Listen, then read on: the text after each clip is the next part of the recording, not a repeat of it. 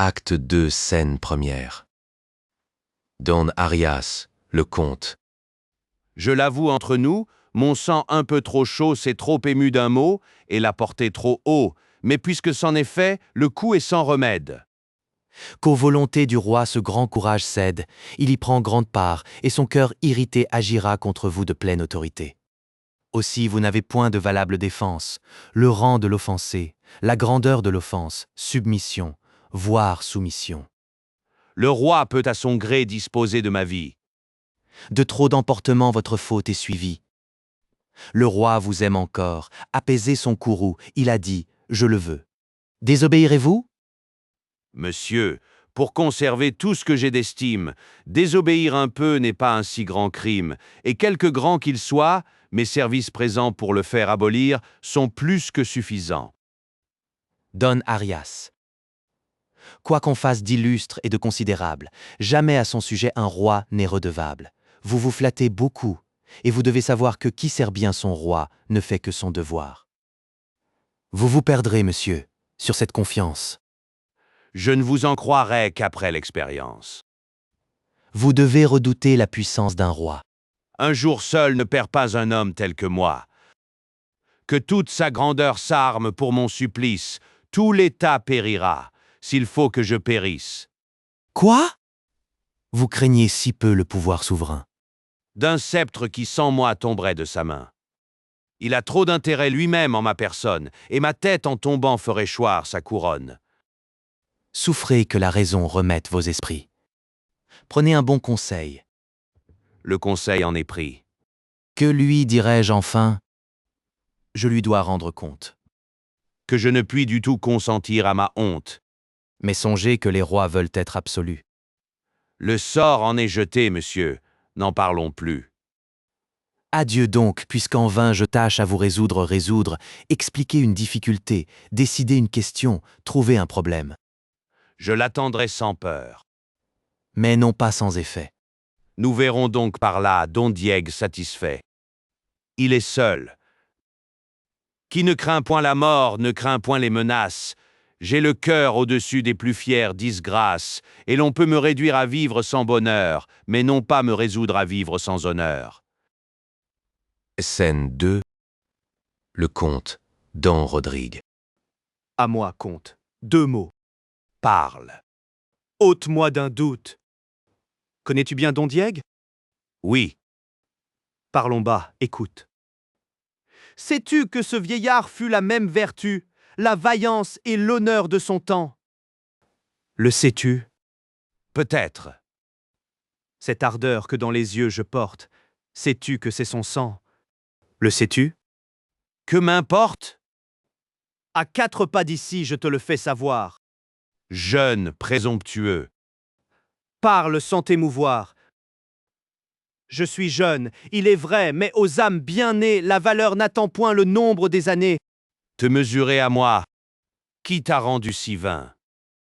Toi qu'on n'a jamais vu les armes à la main? Mes pareils à 2 fois ne se font point connaître, et pour leurs coups d'essai veulent des coups de maître. Sais-tu bien qui je suis? Oui, tout autre que moi, au seul bruit de ton nom pourrait trembler d'effroi. Les palmes dont je vois ta tête si couverte semblant porter écrit le destin de ma perte, j'attaque en téméraire, un bras toujours vainqueur, mais j'aurai trop de force, ayant assez de cœur. À qui venge son père, il n'est rien impossible, ton bras est invaincu, mais non pas invincible. Ce grand cœur qui paraît au discours que tu tiens par tes yeux, chaque jour se découvrait au mien, et croyant voir en toi l'honneur de la Castille, mon âme avec plaisir te destinait ma fille. Je sais ta passion, et suis ravi de voir que tous ces mouvements cèdent à ton devoir, qu'ils n'ont point affaibli cette ardeur magnanime, que ta haute vertu répond à mon estime, et que voulant pour gendre un cavalier parfait, je ne me trompais point au choix que j'avais fait. Mais je sens que pour toi ma pitié s'intéresse, j'admire ton courage, et je plains ta jeunesse. Ne cherche point à faire un coup d'essai fatal, dispense ma valeur d'un combat inégal, trop peu d'honneur pour moi suivrait cette victoire, à vaincre sans péril, on triomphe sans gloire, on te croirait toujours abattu sans effort, et j'aurais seulement le regret de ta mort. D'une indigne pitié ton audace est suivie. Qui m'ose ôter l'honneur craint de m'ôter la vie. Retire-toi d'ici. Marchons sans discourir. Es-tu si las de vivre? As-tu peur de mourir? Viens, tu fais ton devoir, et le fils dégénère qui survit un moment à l'honneur de son père. Scène 3. L'infante, Chimène, Léonore. Apaise, ma Chimène, apaise ta douleur. Fais agir ta constance en ce coup de malheur. Tu reverras le calme après ce faible orage. Ton bonheur n'est couvert que d'un peu de nuages, et tu n'as rien perdu pour le voir différer. Mon cœur outré d'ennui n'ose rien espérer. Un orage si prompt qui trouble une bonasse d'un naufrage certain nous porte la menace. Je n'en saurais douter. Je péris dans le port. J'aimais, j'étais aimé, et nos pères d'accord, et je vous en contais, la charmante nouvelle au malheureux moment que naissait leur querelle, dont le récit fatal, sitôt qu'on vous l'a fait, d'une si douce attente a ruiné les faits. Maudite ambition, détestable manie dont les plus généreux souffrent la tyrannie, honneur impitoyable à mes plus chers désirs, que tu me vas coûter de pleurs et de soupirs. Tu n'as dans leur querelle aucun sujet de craindre. Un moment l'a fait naître, un moment va l'éteindre. Elle a fait trop de bruit pour ne pas s'accorder, puisque déjà le roi les veut accommoder, et tu sais que mon âme, à tes ennuis sensibles, pour en tarir la source y fera l'impossible. Les accommodements ne font rien en ce point, de si mortels affronts ne se réparent point. En vain on fait agir la force ou la prudence, si l'on guérit le mal, ce n'est qu'en apparence, la haine que les cours conservent au-dedans nourrit des feux cachés, mais d'autant plus ardents. Le saint nœud qui joindra Don Rodrigue et Chimène des pères ennemis dissipera la haine, et nous verrons bientôt votre amour le plus fort. Par un heureux hymen étouffé se discorde. Je le souhaite ainsi plus que je ne l'espère. Don Diègue est trop altier, et je connais mon père, je sens couler des pleurs que je veux retenir. Le passé me tourmente, et je crains l'avenir. Que crains-tu? D'un vieillard l'impuissante faiblesse? Rodrigue a du courage. Il a trop de jeunesse. Les hommes valeureux le sont du premier coup.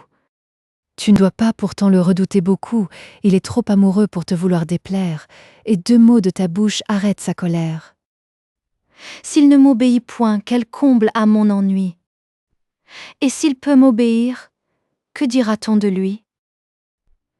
Étant né ce qu'il est, souffrir un tel outrage. Soit qu'il cède, ou résiste au feu qui me l'engage, mon esprit ne peut qu'être ou honteux, ou confus, de son trop de respect, ou d'un juste refus. Chimène a l'âme haute, et quoiqu'intéressée, elle ne peut souffrir une basse pensée. Mais si jusqu'au jour de l'accommodement je fais mon prisonnier de ce parfait amant, et que j'empêche ainsi l'effet de son courage, ton esprit amoureux n'aura-t-il point d'ombrage? Ah! Madame, en ce cas je n'ai plus de soucis.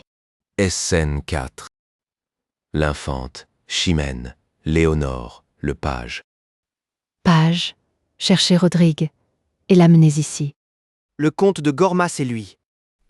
Bon Dieu, je tremble. Parlez. De ce palais, ils sont sortis ensemble, Seuls? seuls, et qui semblaient tout bas se quereller. Sans doute ils sont aux mains, il n'en faut plus parler. Madame, pardonnez à cette promptitude. Scène 5. L'infante, Léonore. Hélas, que dans l'esprit je sens d'inquiétude. Je pleure ses malheurs, son amant me ravit, mon repos m'abandonne, et ma flamme revit. Ce qui va séparer Rodrigue de Chimène fait renaître à la fois mon espoir et ma peine, et leur division que je vois à regret, dans mon esprit charmé jette un plaisir secret. Cette haute vertu qui règne dans votre âme, se rend-elle sitôt à cette lâche flamme? Ne la nomme point lâche, à présent que chez moi pompeuse et triomphante elle me fait la loi, porte-lui du respect, puisqu'elle m'est si chère. Ma vertu la combat, mais malgré moi j'espère, et d'un si fol espoir mon cœur mal défendu vole après un amant que Chimène a perdu. Vous laissez choir ainsi ce glorieux courage, et la raison chez vous perd ainsi son usage? Ah, qu'avec peu d'effet on entend la raison, quand le cœur est atteint d'un si charmant poison. Et lorsque le malade aime sa maladie, qu'il a peine à souffrir que l'on y remédie. Votre espoir vous séduit, votre mal vous est doux, mais enfin ce Rodrigue est indigne de vous. Je ne le sais que trop. Mais si ma vertu cède, apprends comme l'amour flatte un cœur qu'il possède. Si Rodrigue une fois sort vainqueur du combat, si dessous sa valeur ce grand guerrier s'abat, je puis en faire cas, je puis l'aimer sans honte. Que ne fera-t-il point s'il peut vaincre le comte? J'ose m'imaginer qu'à ses moindres exploits les royaumes entiers tomberont sous ses lois. Et mon amour flatteur déjà me persuade que je le vois assis au trône de Grenade, les morts subjugués trembler. En l'adorant, l'Aragon recevoir ce nouveau conquérant, Moors, homme noir ou femme noire, né en une région d'Afrique appelée la Mauritanie F. Mais, madame, voyez où vous portez son bras, ensuite d'un combat qui peut-être n'est pas. Rodrigue est offensé, le comte a fait l'outrage. Ils sont sortis ensemble, en faut-il davantage? Eh bien, ils se battront puisque vous le voulez. Mais Rodrigue ira-t-il si loin que vous allez? Que veux-tu? Je suis folle, et mon esprit s'égare. Tu vois par là quel mot cet amour me prépare. Viens dans mon cabinet consoler mes ennuis, et ne me quitte point dans le trouble où je suis. Scène 6. Don Fernand, Don Arias, Don Sanche. Le comte est donc si vain et si peu raisonnable. Ose-t-il croire encore son crime pardonnable? Je l'ai de votre part longtemps entretenu. J'ai fait mon pouvoir, sire, et n'ai rien obtenu. Juste cieux! Ainsi donc un sujet téméraire a si peu de respect et de soin de me plaire. Il offense Don Diègue et méprise son roi. Au milieu de ma cour, il me donne la loi. Qu'il soit brave guerrier, qu'il soit grand capitaine, je saurais bien rabattre une humeur si hautaine. Fût-il la valeur même, et le dieu des combats, il verra ce que c'est que de n'obéir pas. Quoi qu'ait pu mériter une telle insolence, je l'ai voulu d'abord traiter sans violence, mais puisqu'il en abuse, allez dès aujourd'hui, soit qu'il résiste, ou non, vous assurez de lui. Peut-être un peu de temps le rendrait moins rebelle, on l'a pris tout bouillant encore de sa querelle. Sire, dans la chaleur d'un premier mouvement, un cœur si généreux se rend malaisément. Il voit bien qu'il a tort, mais une âme si haute n'est pas sitôt réduite à confesser sa faute. Don Sanche, taisez-vous, et soyez avertis qu'on se rend criminel à prendre son parti. J'obéis et me tais. Mais de grâce encore, sire, 2 mots en sa défense. Et que pouvez-vous dire? Qu'une âme accoutumée aux grandes actions ne se peut abaisser à des submissions. Elle n'en conçoit point qui s'explique sans honte, et c'est à ce mot seul qu'a résisté le comte. Il trouve en son devoir un peu trop de rigueur, et vous obéirez s'il avait moins de cœur. Commandez que son bras, nourri dans les alarmes, répare cette injure à la pointe des armes, il satisfera, sire, et vienne qui voudra. Attendant qu'il l'ait su, voici qui répondra.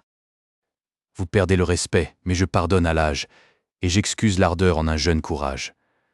Un roi dont la prudence a de meilleurs objets est meilleur ménager du sang de ses sujets. Je veille pour les miens, mes soucis les conservent, comme le chef a soin des membres qui le servent. Ainsi votre raison n'est pas raison pour moi. Vous parlez en soldat, je dois agir en roi. Et quoi qu'on veuille dire, et quoi qu'il ose croire, le comte à m'obéir ne peut perdre sa gloire. D'ailleurs, l'affront me touche. Il a perdu d'honneur celui que de mon fils j'ai fait le gouverneur. S'attaquer à mon choix, c'est se prendre à moi-même et faire un attentat sur le pouvoir suprême.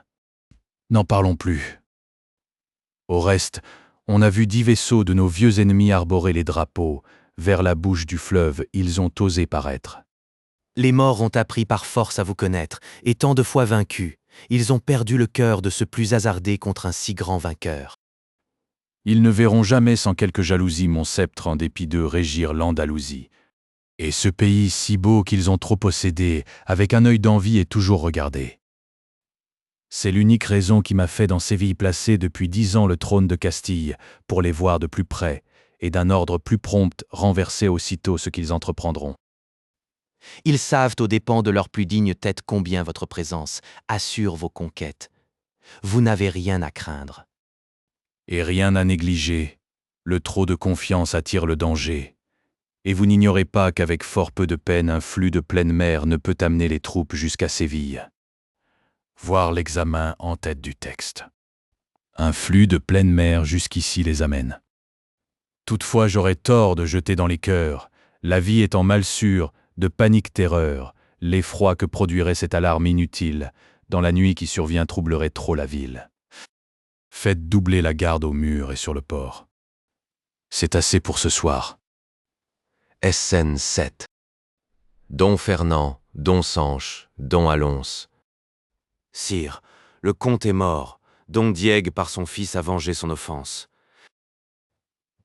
Dès que j'ai su l'affront, j'ai prévu la vengeance, et j'ai voulu dès lors prévenir ce malheur. Chimène à vos genoux apporte sa douleur. Elle vient tout en pleurs vous demander justice. Bien qu'à ses déplaisirs mon âme compatisse, ce que le comte a fait semble avoir mérité, ce digne châtiment de sa témérité. Quelque juste pourtant que puisse être sa peine, je ne puis sans regret perdre un tel capitaine. Après un long service à mon état rendu, après son sang pour moi 1000 fois répandu, à quelque sentiment que son orgueil m'oblige, sa perte m'affaiblit, et son trépas m'afflige. Scène 8. Don Fernand, Don Diègue, Chimène, Don Sanche, Don Arias, Don Alonse. Sire, sire, justice. Ah! Sire, écoutez-nous. Je me jette à vos pieds. J'embrasse vos genoux. Je demande justice. Entendez ma défense. D'un jeune audacieux punissez l'insolence. Il a de votre sceptre abattu le soutien. Il a tué mon père. Il a vengé le sien. Au sang de ses sujets, un roi doit la justice. Pour la juste vengeance, il n'est point de supplice. Levez-vous l'un et l'autre, et parlez à loisir. Chimène, je prends part à votre déplaisir. D'une égale douleur, je sens mon âme atteinte. Vous parlerez après, ne troublez pas sa plainte. Sire, mon père est mort. Mes yeux ont vu son sang couler à gros bouillons de son généreux flanc. Ce sang qui tant de fois garantit vos murailles, ce sang qui tant de fois vous gagna des batailles, ce sang qui tout sorti fume encore de courroux, de se voir répandu pour d'autres que pour vous, qu'au milieu des hasards n'osait verser la guerre. Rodrigue en votre cour vient d'en couvrir la terre. J'ai couru sur le lieu, sans force et sans couleur. Je l'ai trouvé sans vie. Excusez ma douleur, sire. La voix me manque à ce récit funeste. Mes pleurs et mes soupirs vous diront mieux le reste. Prends courage, ma fille, et sache qu'aujourd'hui ton roi te veut servir de père au lieu de lui. Sire, de trop d'honneur ma misère est suivie. Je vous l'ai déjà dit, je l'ai trouvé sans vie. Son flanc était ouvert, et pour mieux m'émouvoir, son sang sur la poussière écrivait mon devoir. Ou plutôt sa valeur en cet état réduite me parlait par sa plaie et hâtait ma poursuite. Et pour se faire entendre au plus juste des rois, par cette triste bouche elle empruntait ma voix. Sire, ne souffrez pas que sous votre puissance règne devant vos yeux une telle licence. Que les plus valeureux, avec impunité, soient exposés au coup de la témérité. Qu'un jeune audacieux triomphe de leur gloire, se baigne dans leur sang et brave leur mémoire. Un si vaillant guerrier qu'on vient de vous ravir éteint, s'il n'est vengé, l'ardeur de vous servir. Enfin mon père est mort, j'en demande vengeance, plus pour votre intérêt que pour mon allégeance. Vous perdez en la mort d'un homme de son rang, vengez-la par une autre, et le sang par le sang. Immolé, non à moi, mais à votre couronne, mais à votre grandeur, mais à votre personne. Immolé, dis-je, sire, au bien de tout l'État, tout ce qu'enorgueillit un si haut attentat. Don Diègue, répondez. Qu'on est digne d'envie lorsqu'en perdant la force, on perd aussi la vie, et qu'un long âge apprête aux hommes généreux, au bout de leur carrière, un destin malheureux. Moi, dont les longs travaux ont acquis tant de gloire, moi que jadis partout a suivi la victoire, je me vois aujourd'hui, pour avoir trop vécu, recevoir un affront et demeurer vaincu. ce que n'a pu jamais combat, siège, embuscade, ce que n'a pu jamais Aragon ni Grenade, ni tous vos ennemis, ni tous mes envieux, le comte en votre cour l'a fait presque à vos yeux, jaloux de votre choix, et fier de l'avantage que lui donnait sur moi l'impuissance de l'âge. Sire, ainsi ses cheveux blanchis sous le harnois, ce sang pour vous servir prodigué tant de fois, ce bras, jadis l'effroi d'une armée ennemie, descendait au tombeau tout chargé d'infamie. Si je n'eusse produit un fils digne de moi, digne de son pays et digne de son roi. Il m'a prêté sa main, il a tué le comte, il m'a rendu l'honneur, il a lavé ma honte. Si montrer du courage et du ressentiment, si venger un soufflet mérite un châtiment, sur moi seul doit tomber l'éclat de la tempête. Quand le bras a failli, l'on en punit la tête. Qu'on nomme crime ou non, ce qui fait nos débats, sire, j'en suis la tête, il n'en est que le bras. Si Chimène se plaint qu'il a tué son père, il ne l'eût jamais fait si je l'eusse pu faire. Immolez donc ce chef que les ans vont ravir, et conservez pour vous le bras qui peut servir. Aux dépens de mon sang satisfaite Chimène, je n'y résiste point, je consens à ma peine, et loin de murmurer d'un rigoureux décret, mourant sans déshonneur, je mourrai sans regret. L'affaire est d'importance, et, bien considérée, mérite en plein conseil d'être délibérée. Don Sanche, remettez Chimène en sa maison. Don Diègue aura ma cour et sa foi pour prison.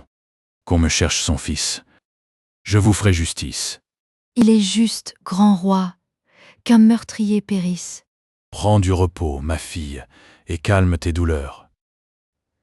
M'ordonner du repos, c'est croître mes malheurs.